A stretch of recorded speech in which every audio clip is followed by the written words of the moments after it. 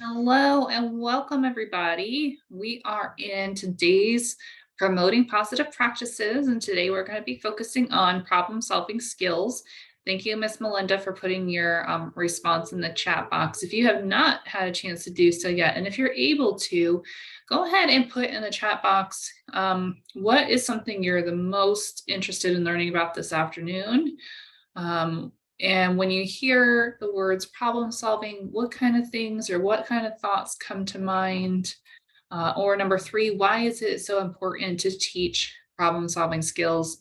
Choose one of those three questions and just go ahead and respond in the chat box for us so we can go ahead and get some dialogue going and get us started today. So my name is Lexi Langiri. I am your trainer today from the Early Learning Coalition of Alachua County.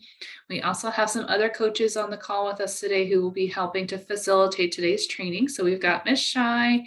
She's going to be watching our chat box and helping with the collaboration as well. And Miss LaQuanda is one of our new coaches here today. She's going to be participating in our session with us and just helping you guys if you need it. So we're going to go ahead and get started.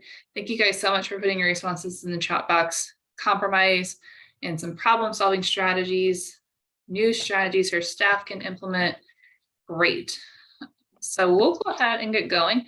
So today, like I said, we're going to be looking at teaching social and emotional skills, specifically for problem solving skills. A lot of today's material is going to be targeted toward our preschool age group students. So those are our 3, 4s, and 5s. However, some of it can be adjusted and adapted for younger children, both infants and toddlers, especially as we model those skills for them. And we'll go through how to adjust the practices for some of our younger students as well. We'll be monitoring the chat box, but as always, feel free to unmute yourself if you ever have a question, and we'll be happy to respond to any thoughts or concerns in today's session. Today's session's materials and content is adapted from the Pyramid Model Project, which is a tiered social emotional development approach for young children. And we'll show you that structure here in just a couple slides.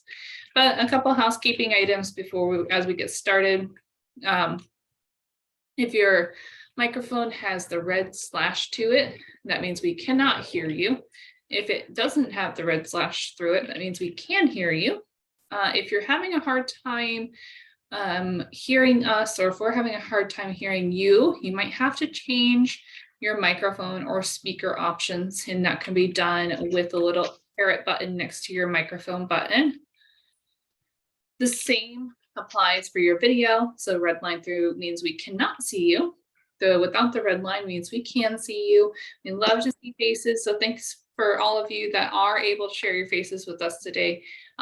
Virtual sessions are wonderful and convenient, but they do kind of take out the personable aspect whenever we're not able to see each other face to face. So having our cameras on is always lovely to see everybody.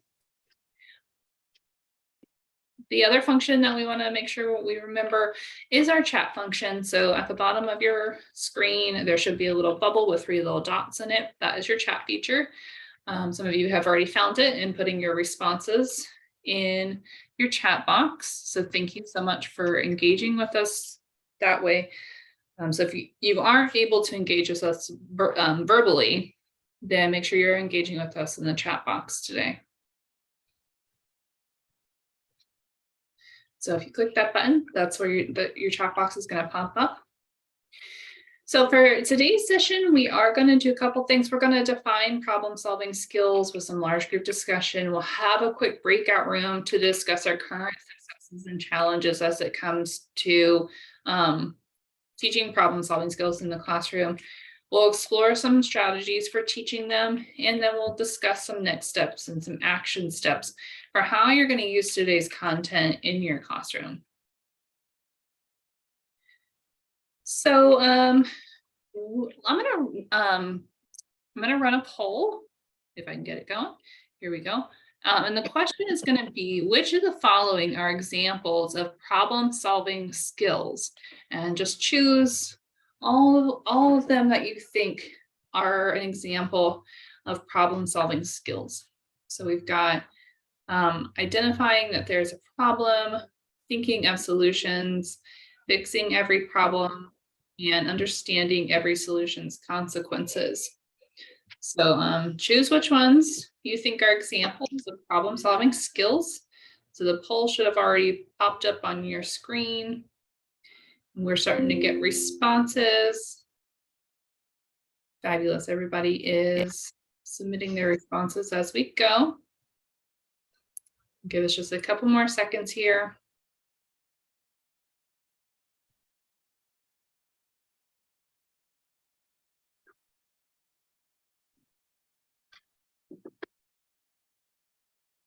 All right, fabulous. I'm going to go ahead and end our poll and share our results. So 89% of you felt that there's a problem. Yes. 100% of you felt like thinking of solutions. Yes. You guys are correct that fixing every problem is not a problem-solving skill, and understanding every solution's consequences, 89% was on board with that one too.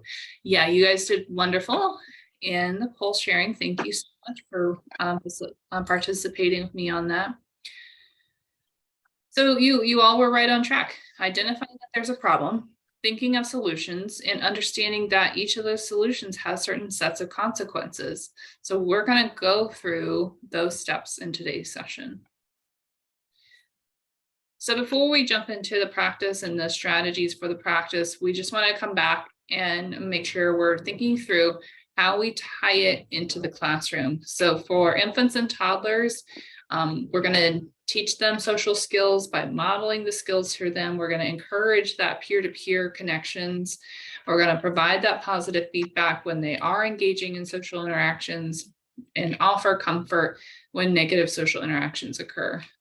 For preschool children, there's going to be very similar practices, but we're going to very intentionally teach strategies for social skills, both in large group and small groups. And then also, using those naturally occurring opportunities to teach social skills to children too. So sharing, turn taking, waiting for a turn, those are all some social skills that we're going to teach intentionally, but also use those naturally occurring opportunities to teach them as well. This is our structure. So as I stated at the beginning of today's session, today's content is adapted from the pyramid model. Pyramid model practices are a set of practices adopted from evidence-based research to support young children's social emotional development.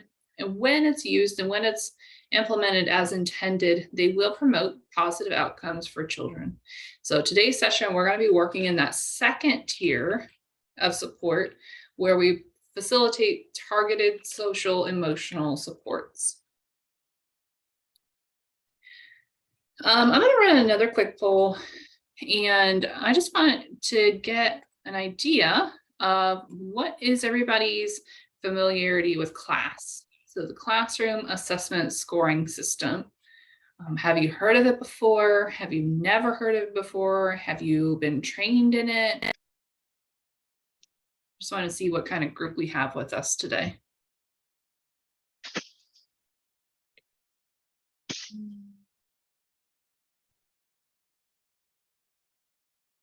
Let me give us just a couple more seconds. Oh, and everybody has responded, so go ahead and end the poll. And it does look like most of you guys are very familiar with it when you've taken the training. Some of you are kind of familiar and you've heard about it, but you're not sure what it is.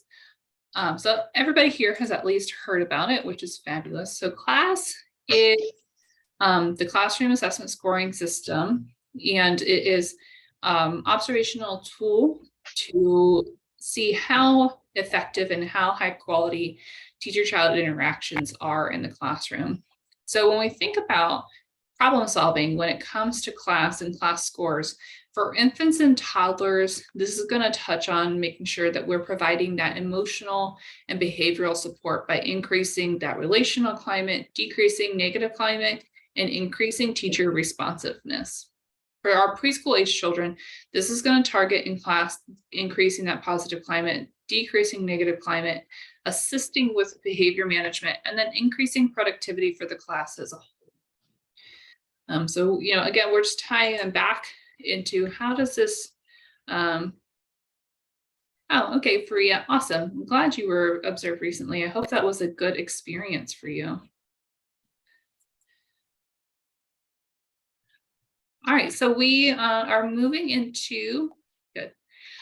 We are moving into our definition for problem solving. This is going to be a set of skills we use to effectively respond to difficult situations. So we'll look at what these skills are in the next couple slides. But for example, a child, wants to play with a toy train that another friend is currently playing with. How are we going to support the child in addressing the problem so that he doesn't hurt himself, his friend, or break a classroom rule? So we're going to think through how do we problem solve that, and how do we teach the children how to problem solve that?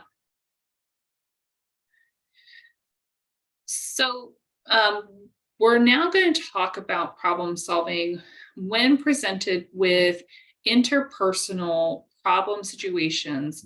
Some children, and all young children in some situations, find it difficult to think of alternative responses.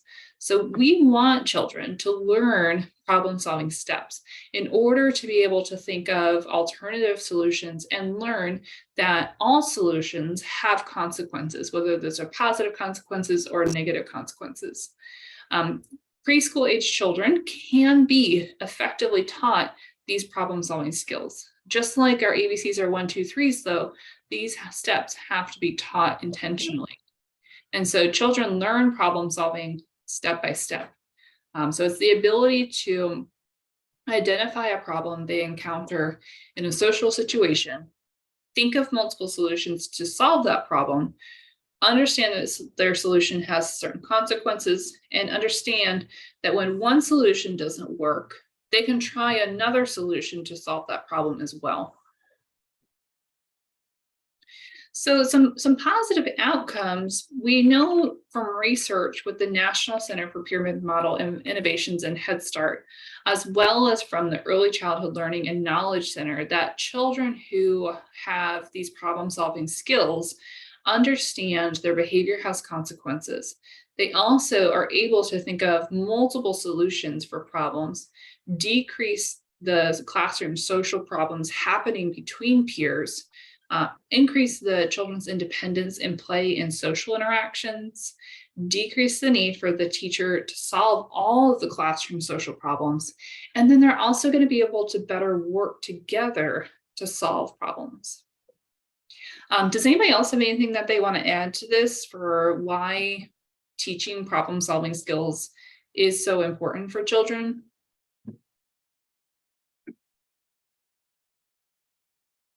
I think it helps them to develop friendships and meaningful connections, and it's a life skill, basically. Absolutely, Faria. Yeah, it is a life skill, right? Even us as adults, we have to be able to solve problems with our peers and understand different solutions and the consequences for those different solutions. Wonderful, thank you. You're welcome. Anybody else have anything they'd like to add?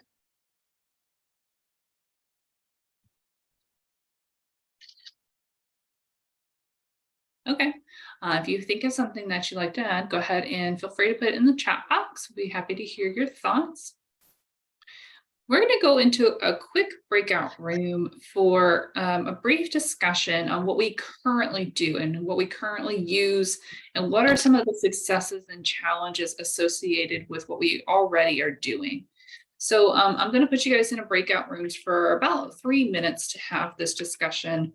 When I put you in the breakout room, this box is going to pop up saying I'm inviting you to join.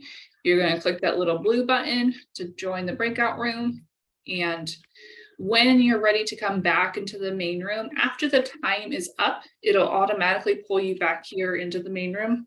But if you're done with your conversation early with your peers and you want to come back to the main room beforehand, you'll be able to click the blue button that says leave room. Just be careful that you choose leave breakout room and not leave meeting. If you choose leave meeting, you'll be kicked out of the Zoom and you'll have to log back in. So Lexi, am I already in the breakout room where I'm supposed to be, or am I supposed to do something? Click the join button? I'm going to send you in. There's nothing Okay. that you'll have to do. You should Okay. be all good to go. Let me get these set. Okay. Let me get the time set, 3 minutes. Mhm.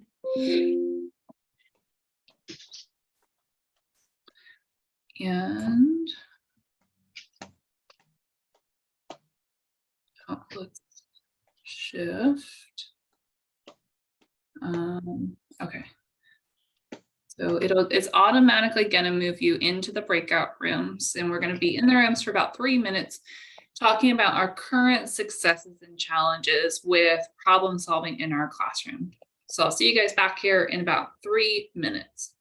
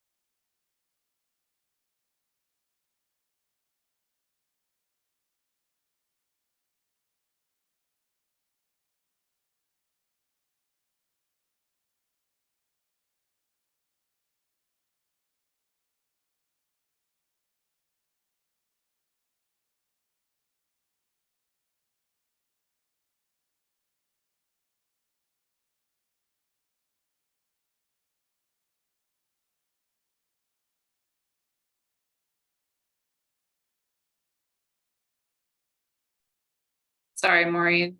Yeah, ended up getting kicked off. And oh, you ended up getting muted when we came back in.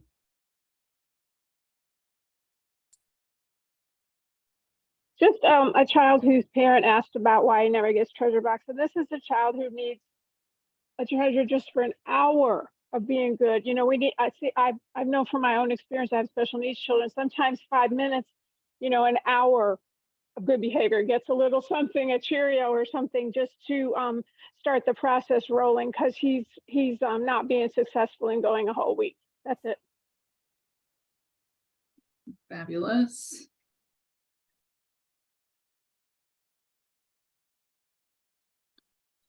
Sorry, I had somebody email me who said they were in the waiting room, but I don't see them. Let's see if.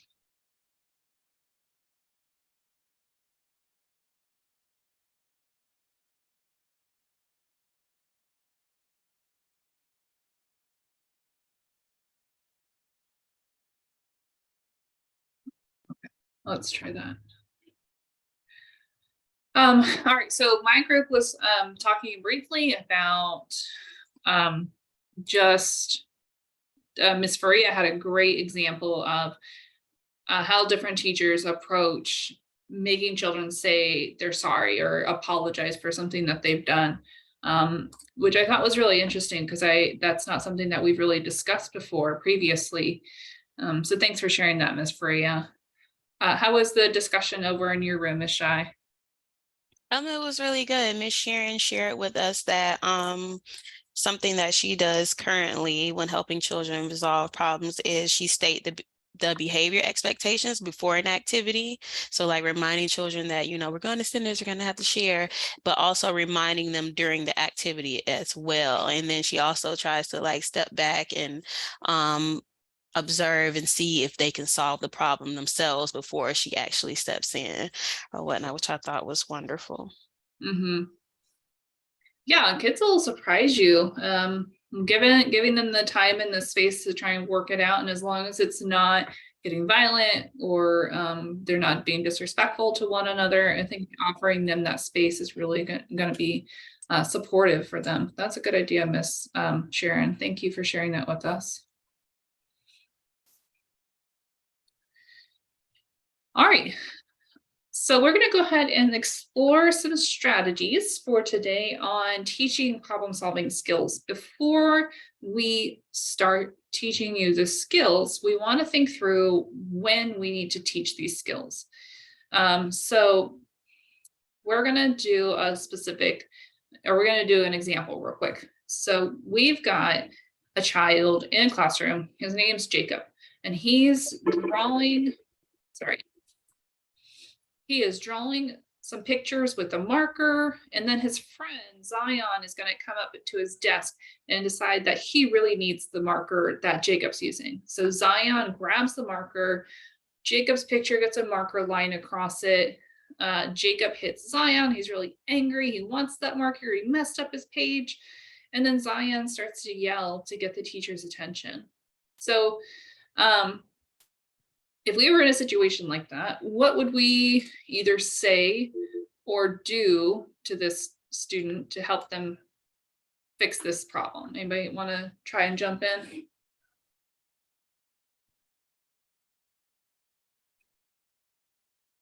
Well, you'll talk to both kids and you'll tell the one that took the marker from the little boy. I won't fuss with him. I just tell him, no, the marker belongs to the first little boy. Who do you say, Zion? Yeah. Then we'll ask him if he can ask the other little boy, if you're done with the marker, can I use it? Mm-hmm. Or I like your picture, and talk like that. Okay. Teach them to share. Teach them to share. It's not nice to take from his friends. Okay, so we want to talk about waiting turns, sharing. Yes. Okay. Anybody else have anything they want to add to that? Thanks, Ms. Deborah. They can ask the teacher for another marker. Mm-hmm. Yeah. Might say, how would it make you feel if a friend took your marker? Perfect, Maureen, thank you. Yeah. I think the child who's already using the marker, the other child will certainly have to wait. And I think the other child will have to be explained that while the child who already had the marker is using it and while somebody is using something, they cannot share it with you. I think sharing itself is also such a big skill. And when we expect children to share, they also have to understand that if somebody is already using something, they will not be able to share it with you. And then, give them the example of if they were using it and somebody else needed it, they would also have to wait. So I think they have to be made to understand that sharing itself also has limitations, that everything cannot be shared at all times and waiting is involved. Correct. Yeah. True. Yeah. And the difference between sharing and then turn taking, right? Yes, absolutely. Because Mhm. I think it involves both things. I mean, the child will have to wait till the other child is finished. And yes, sharing can be done, but they will still have to wait their turn. And also, I think it's important to understand if somebody is building with Legos and another child walks in and wants a Lego that's part of their structure, well, I'm sorry, you will have to wait. Yep, yep. Taking turns in sharing are definitely some of the hardest skills for this age group to do, but they are important skills to learn. Yeah. So, And also why that person have to wait, you find something that he or she might like and True, do true. until that other person, get finished. right. I agree. Yes, absolutely. And it's also, I think, important to for children to, ask for a toy or ask for an item, but also being able to accept when their friend says no, right? No, I don't want to share. No, I don't want you to have this marker that I'm currently using. Sometimes we're really trying to teach those skills to preschool children, turn taking and sharing, but also being able to accept no as an answer is also another skill, and having to wait for a period of time before they can access that material that they're requesting is something that's also needed, as a life skill. I totally agree. Yes. I mean, hearing a no and accepting it is very, very hard for young children, but it is definitely a skill that can be can be taught, but slowly Yeah, but surely. absolutely. So we've got our hill here. Our hill is going to be a couple of things. So this hill is going to demonstrate when and how to use teachable moments in order to learn a new skill for problem solving. So the main point here we want to think through is that there are these crisis moments. So the crisis moment for Jacob and Zion is where Zion has snatched the marker, made a line across the paper. Jacob has hit him. Zion's crying and yelling towards the teacher. The top of the hill is our red arrow is going to be our crisis moment. That is not where we're going to try and teach a new social skill. Social skills can be taught and embedded into almost any part of our day, whether that's, arrival, play activities, lunch activities. They can be taught and embedded in all parts of our daily schedule. But we shouldn't try and teach it to them when they're upset or when they're crying or mad or just having a complete fallout, because we're not going to get to them, right? Anger, frustration, that challenging behavior occurring, the children cannot learn until they are calm and until they're in a space where they can rationally think through something. So once we've taught a skill, though, and we start to see that escalation of behavior, so our green arrow is the very bottom of, something has not happened yet. Our purple arrow is going to be, we see something start to happen. We're going to prompt them to use a skill that we've been teaching them in those calm, everyday embedded moments. We're just not going to teach them at the height of that crisis while they're crying or while they're angry or while they're having a complete meltdown. That's not the time to teach a new skill. But we might, after they have calmed down, Then we'll take that opportunity, review what happened, review the skills that we have been teaching them, and remind them what to do in future situations. So, right, remember, when we're trying to prompt them, we might say something like, remember, if you want to use a marker, how can you ask your friend? Or if we notice that Zion was starting to need some more support, we might prompt the entire small group to review how to use like a solution kit, for example, or how to use a timer to wait for his turn. So the green arrows are where we're going to teach new skills. The purple arrow is where we're going to prompt to use those skills we've been learning. And then that red arrow is not where we're going to teach a new skill. Emotionally, they're not in that space to learn it. So we want to teach these skills before the problem behavior occurs. So with that in mind, some strategies for teaching problem-solving skills. So visuals are great support for this age group. We can create them. I'm going to show you examples too here in just a couple slides. You can create them, post them at the children's eye level. You can have them on little cards, on a key ring. That way you can have them like on your belt loop and you can show it to the children as needed. Modeling is going to be a really big strategy here. So modeling is where we show and tell children how to do something. So we would do it ourselves and we would show and tell children how to do those problem solving skills. We could also model by having the children role play. So if you know that sharing the blocks has been a really big issue this week with your kiddos, during circle time, you might take 1 or 2 minutes and have 2 children role play out what they should do in a situation like that, in order for them to see with their peers what that would look like and what that would sound like. Or you can use puppets. Puppets are really great for younger children, like toddlers. So you have, puppets who are having a peer-to-peer conflict and role play out and model what they might say to one another or what they might do with one another to get what the things that they want and what they need. Positive feedback. When we see the children, I went too far. When we see the children doing these skills or trying these skills, encourage those efforts. Even if they haven't gotten it quite 100% yet, if they're trying and they're making an effort, really capitalize on it. Wow, look at Miss Faria. She waited 1 whole minute for her turn while she was waiting for that marker. Good job, Miss Faria. High five, right? Encourage those efforts, really make a big deal about it and really say something about it to the rest of the group so that they can hear it too.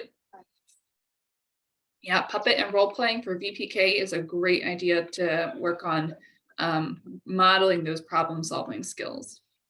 And then our last one, provide opportunities to practice.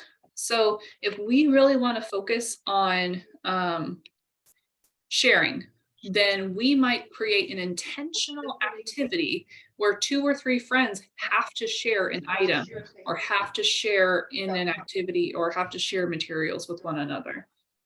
Or if we're trying to teach waiting, we might provide specific opportunities for children to wait for something, right? We're going to use this sand timer or we're going to use this digital timer and you're going to wait 1 minute while your friend is playing with this really cool Rubik's Cube. It could be really anything, but just providing them opportunities to practice these skills outside of those naturally occurring opportunities can give them the guidance and support that they need to be able to use it later on their own. Does anybody have any questions about these?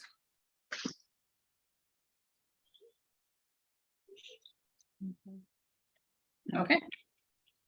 So now there's going to be some steps to problem solving, and we're going to have to teach these steps too. So when faced with conflict, many young children do have a difficult time coming up with rational solutions. And so they act out in anger or with frustration because they lack a more appropriate way to deal with that situation. So children need to be specifically taught the problem-solving steps to be able to think of multiple alternative solutions and to understand that solutions have consequences. So these problem-solving steps are outlined in a poster, and we'll share the poster with you as one of today's resources, and can also be put on little key ring visuals that teachers can use in the classroom. So they're going to learn problem solving steps. So number one, being able to identify what is the problem, and then think of what are some solutions. Let's come up with 2 or 3 solutions, 2 or 3 different alternative solutions to handle that problem. And then learn that those solutions have consequences and evaluate those solutions. So think through, is that solution safe? How would that solution make others feel?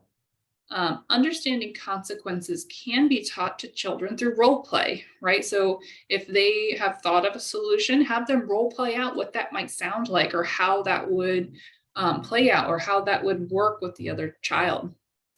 Children can generate a solution to a problem and then act it out with a puppet. The teacher can then prompt the child to think, did it hurt anyone? How did it make you feel? How did it make the other person feel? And then give those solutions a try. So at this step, children are encouraged to test out the best solution that they generated. They're also taught what to do when a solution doesn't work out, right? When a pro-social solution doesn't work out, then they can draw upon the other solutions they already generated earlier that they believe will have those positive consequences. So there are some steps, and there's some support that goes behind that.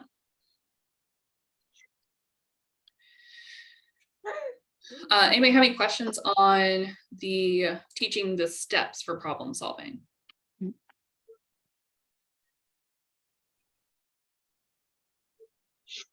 All right, so then we're going to teach solutions. So we're going to teach children to name and use a variety of solutions and prompt them to generate solutions to some of the more common problems in the classroom. So there's some ways we can do this. One of the supports that we have here at the Coalition when we work with teachers on these skills, we have what's called a solution kit. And solution kits can have a couple different things in them, but they're really going to definitely have solution cards. And these are some examples of some solution cards. And these solution cards offer ideas of common solutions to everyday social problems that children might encounter. They're not meant to be an exhaustive list, nor are they meant to be taught and introduced all at once. Teachers do have the most success by introducing and teaching solutions either individually or in a small group of solutions. So for example, if we had these 10 solutions in our solution kit box, we might choose 2 or 3 of them to teach this week. And then we would add on 2 or 3 next week and just work through, show the kids the cards, practice what it would look like, practice what it would sound like, and keep building up on our list of solutions. Younger children may need only a few selected solutions at first. They may also need help generating multiple alternative solutions to those problems. And a lot of time should be spent directly teaching children alternative solutions to common problems and having them generate solutions independently. So at this point in the instructional process, the key is to teach children to generate as many solutions as they can think of, rather than thinking of a solution just that will work best. Sorry. Does anybody have any questions about teaching solutions? So these are going to be, this list right here is going to be some of the more commonly reported solutions in classrooms. So getting a timer, waiting for a turn, we're going to share, say please stop, take a break, ask for a hug, ask for help. So problems like children are arguing over toys.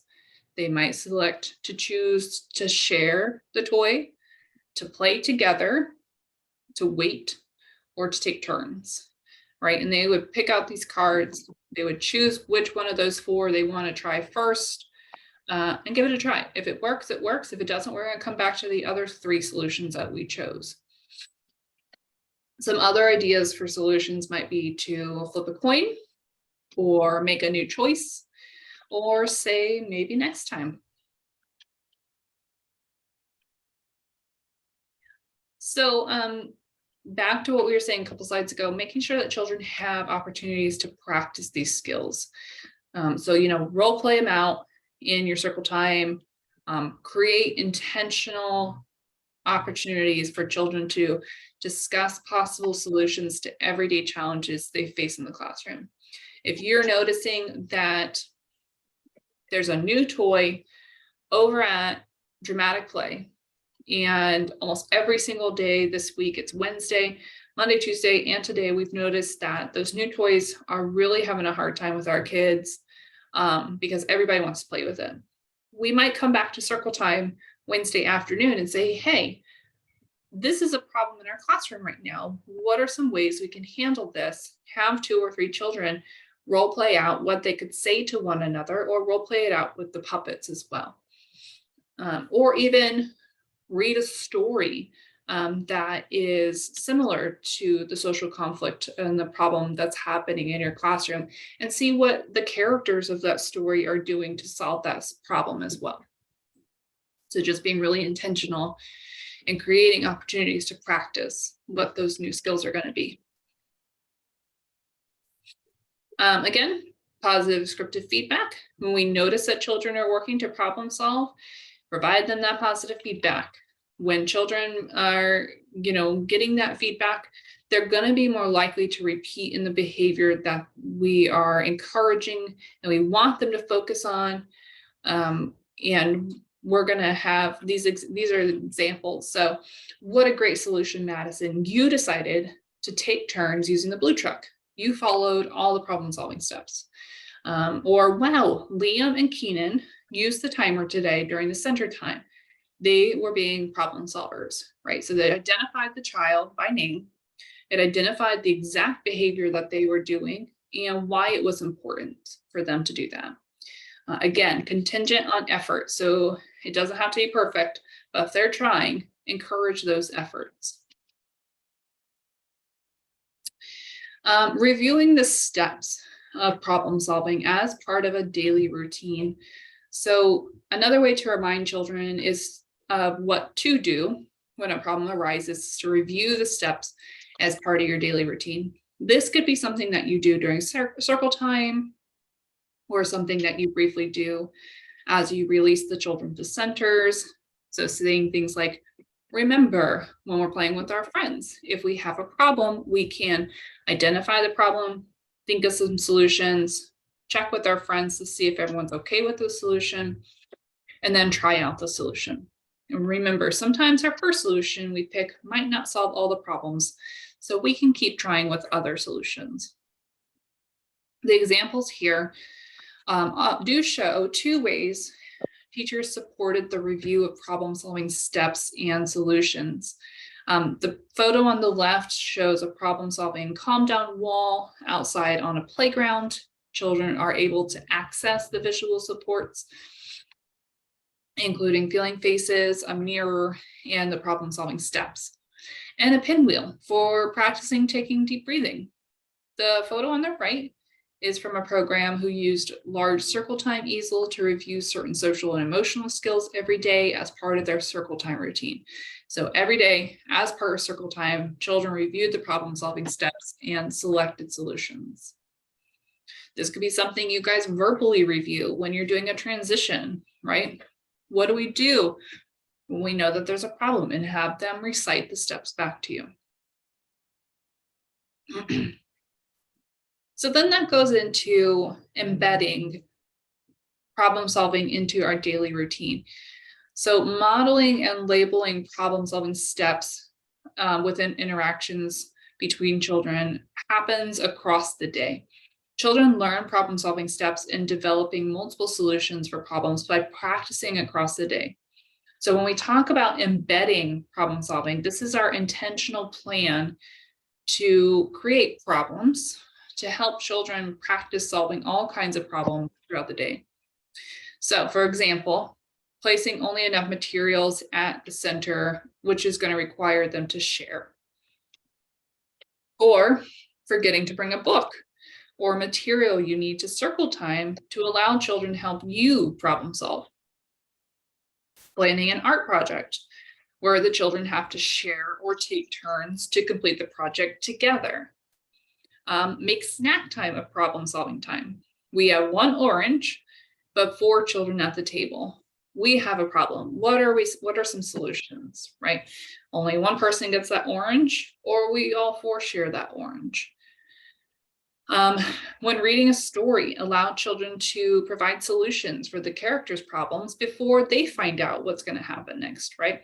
So Goldilocks and the 3 little bears. How's Goldilocks going to handle this? How are the bears going to feel about it? Use that literacy. All right. Any questions that we have for the strategies or the tips on teaching problem solving skills?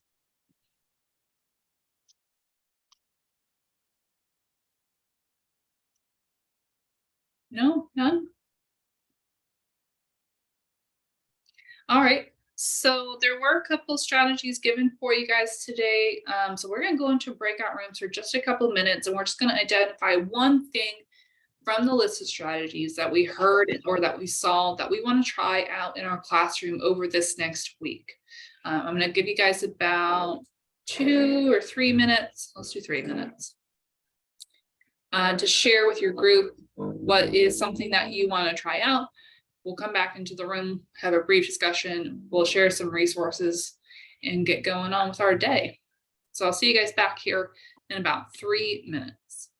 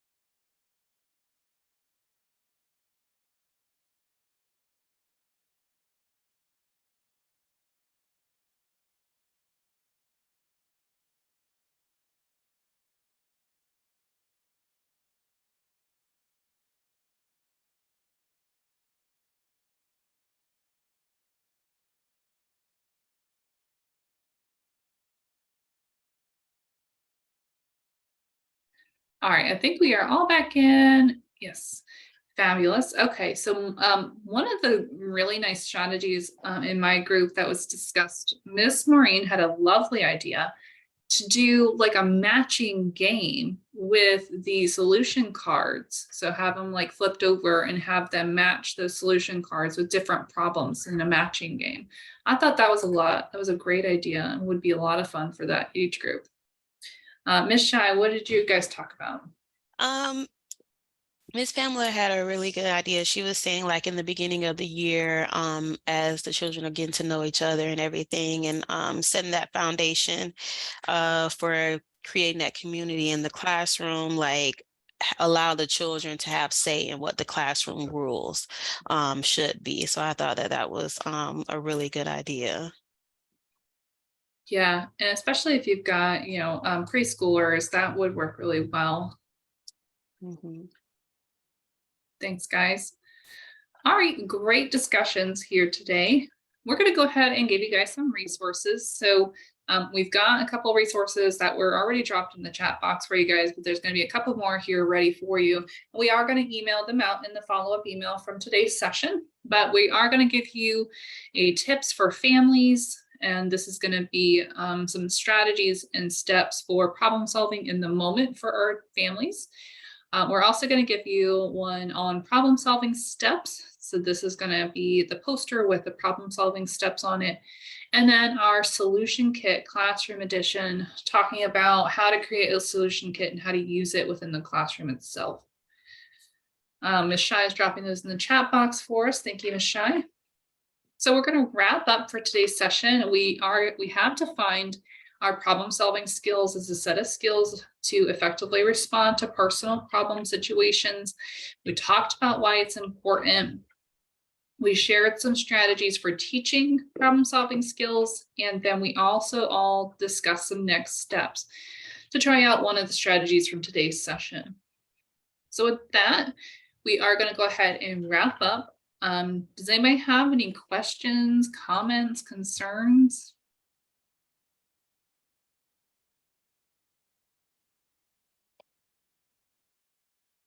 All right. So what we'll do next, Ms. Shai is going to drop the evaluation for today's session in the chat box.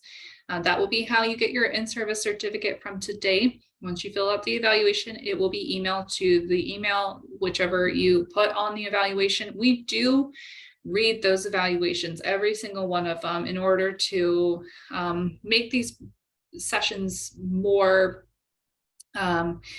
geared towards you guys as teachers, as participants. We want you to continue to keep coming. If there's something that we can work on, please let us know. We love the feedback that we get from all of the evaluations you guys submit to us.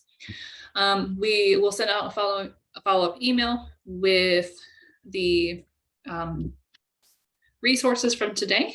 And if you have one of your coworkers who missed today's session, we'll be uploading today's recording link to our YouTube account so they can always access any previous virtual professional development sessions on our YouTube account. And then we also, if you want more information about social conflicts or just social development in general, we'll be offering an in-person training on Saturday, April 29th from 9 to 11 here at the Early Learning Coalition's training room called Social Conflicts in the Classroom. We do have a couple more spots open for that, so we'll include that registration link in from today's session follow-up email. So if you're interested in attending, please feel free to register for that. It is a limited number of spots and first come, first serve, but we do have a couple spots left open still right now. Again, my name is Lexi. We also have Ms. Shai and Ms. LaQuanda on with us today here from the ELC. I'll stay on for just a couple more minutes in case anybody has any personal questions, but if there are no further questions or concerns, thank you all so much for being here. We appreciate your time and efforts, and we hope you have a wonderful rest of your day. Thank you. Thank you.